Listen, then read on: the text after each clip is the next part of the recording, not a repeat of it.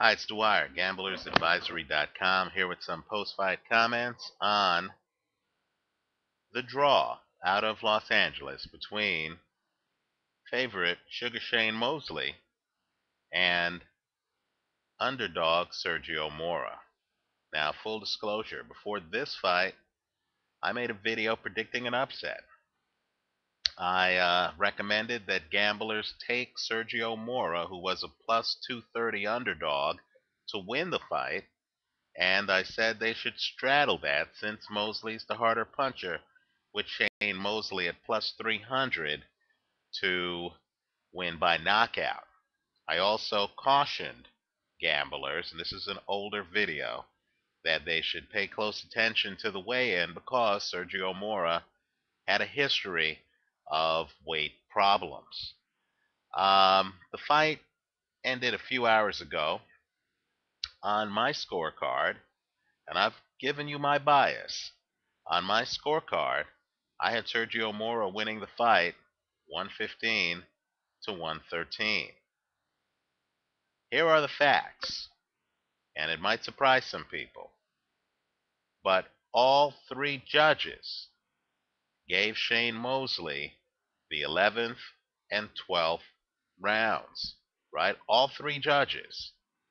If Shane Mosley does not win the 11th and 12th rounds, understand that according to the judges, forget HBO scoring, right? And HBO had Shane Mosley winning this fight in a landslide, right? According to the actual judges, if Shane Mosley did not win the 11th and 12th rounds, then he would not have gotten even the draw that he got against Sergio Mora. Sergio Mora would have won the fight. Let me also say, too, that some of the post-fight comments are a bit curious. Mora claims that because he had so much respect for Shane Mosley, he put his foot off the gas pedal, took his foot off the gas pedal at the end of the fight. Don't believe that, because as the fight was happening, they actually showed Mora's corner before the 11th round, and Mora told his corner at the start of the 11th round, he said, "Don't worry, I am going to win these last two rounds." Sure enough, he came out. I personally thought that Mora won the 11th round.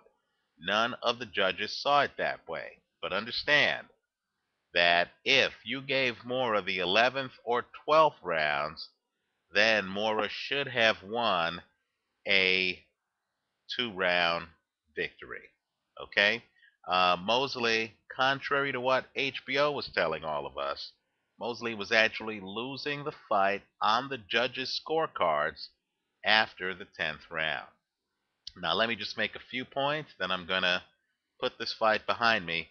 I know that Sergio Mora is getting a lot of heat in some chat rooms here online about, and he got a lot of heat on HBO about how he clinched with Shane Mosley. Every time Shane Mosley came inside, Mora would clinch with Mosley.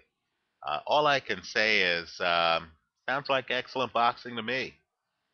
You've got to be kidding me if you're going to criticize a guy who's clinching Shane Mosley, who is one of the premier knockout punchers in the sport. Look at his knockout percentage, right? Understand that the guy was a dominant lightweight champion who had the highest knockout percentage any lightweight champion has had in history. Understand that the guy knocked out Antonio Margarito, followed that up by hitting Floyd Mayweather, the hardest Mayweather's ever been hit, and those are his last two fights. So, if you're fighting a Shane Mosley / Mike Tyson type, and he gets inside, you better know how to clinch. That's smart boxing. That's successful boxing. That's what Sergio Mora did. I thought he frustrated Mosley. Mosley was never able to get on track. Mosley, in my opinion, isn't a great boxer. He's a puncher. He is a great puncher, but he's not a great boxer. And I did think that he got taken apart from a boxing perspective. Now, I do fault Mora for taking too long to get started, but once he got started, I thought that he landed the cleaner blows. And also, I understand CompuBox numbers have Mosley landing many more blows than Mora. Well, we know from watching the fight that Mora was the one landing the cleaner blows. Understand that CompuBox numbers can be misleading because they'll equate every punch the same. And we know, we saw this in the Paul Williams Sergio Martinez fight. We actually know when you watch the fight, some punches are more meaningful than others. Also, you can't go by cumulative CompuBox stat numbers because a fighter will land a lot of punches in some rounds and not many in others. The one thing I can tell you with certainty is that as this fight went on, Shane Mosley, to me, looked like he faded. I understand the judges were generous to him in the 11th and 12th rounds, but the 7th, 8th, 9th, 10th rounds, I thought that Sergio Mora had timed Shane Mosley and had actually started to find ways to render Mosley completely ineffective. Now, I know this is not what we heard on HBO. Quite frankly, I thought the telecast suffered greatly because Vladimir Klitschko's trainer, Emmanuel Stewart, was not on the telecast.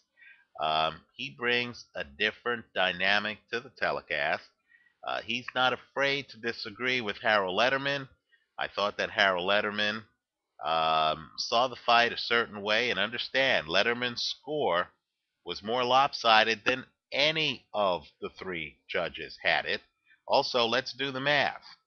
The judge that had Shane Mosley winning 116 to 112, who gave Mosley the 11th and 12th rounds, if you gave Mora those 2 rounds, then that judge would have had the fight a draw, right? Those last 2 rounds are key to understanding the fight. In other words, even that judge, if you do the math, even that judge had a card that was closer than Harold Letterman's card, which I believe was 117, 111. And I felt that Larry Merchant clearly has a bias. If you listen to Larry Merchant's comments during the Canelo fight, where he starts criticizing 20-year-old Saul Alvarez, who is not just the best 20-year-old fighter on the planet, he's one of the very best fighters on the planet, period. And keep in mind, you had Merchant claiming that Canelo wasn't stepping it up in a fight in which Canelo ends up knocking out Carlos Baldomir in the 6th round with 4 rounds to go, right? And understand that Carlos Baldomir has not been knocked out for more than 12 years. In other words, this is the first time Baldomir has been knocked out since this new century has began. And all I can say is it wasn't Merchant's best night. Merchant was so super critical of not just Mora, but other fighters on the card that he was criticizing Alvarez in a fight in which, according to my scorecard, Alvarez was throwing a shutout against a fighter who obviously had beaten Zab Judah and had gone the distance with Floyd Mayweather. So I thought Merchant was off. Lampley had some very humorous comments. The bottom line is if you turned off the audio and if you just watched the fight, you might actually have reached the same conclusion that the other 2 judges had. Understand, even Lou Moret, who scored the fight 114 to 114, had Sergio Mora winning the fight after 10 rounds. This was Mora's fight. I thought the Vegas line was off. They scored the fight a draw. I understand that there are many people out there, including folks who believe HBO or who agree with HBO, who believe that Shane Mosley got robbed. I didn't see it that way. With regard to the future, let me just say this. Shane Mosley is a puncher masquerading as a boxer. If he were to fight someone like Saul Alvarez, I believe he would find himself in a whole lot of trouble. Saul Alvarez's left hook is one of the best punches in boxing. We saw that.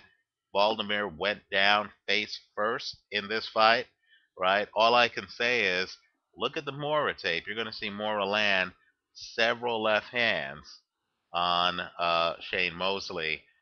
If Alvarez landed the same number of left hands, Shane Mosley doesn't make it the distance. I understand that Shane Mosley really has only been down once, if I'm correct. I believe it was the first fight against Vernon Forrest. All I can say is chins have a way of cracking when you're 39 years old. So if I'm Shane Mosley, I would tread, very carefully. I don't see Shane Mosley beating an elite boxer like Sergio Martinez. I am not sure if Shane Mosley would be able to handle the volume that Paul Williams brings to the table. So Shane's going to have to ask himself where he wants to go.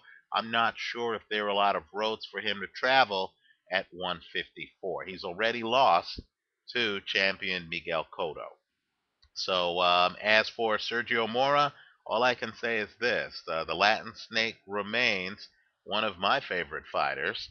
I know Larry Merchant said he didn't want to see the Latin Snake fight again. I'm guessing that's because Larry Merchant doesn't like good crisp punching, good inside moves, a fighter who's a boxer who's able to disable and disarm a bigger puncher in the ring. I think the Latin Snake is a major player at 160. Let me know what you think. Leave your comments for me here on YouTube. Visit us at gamblersadvisory.com. And of course, visit our Facebook page, gamblersadvisory.com on Facebook. Thanks for watching.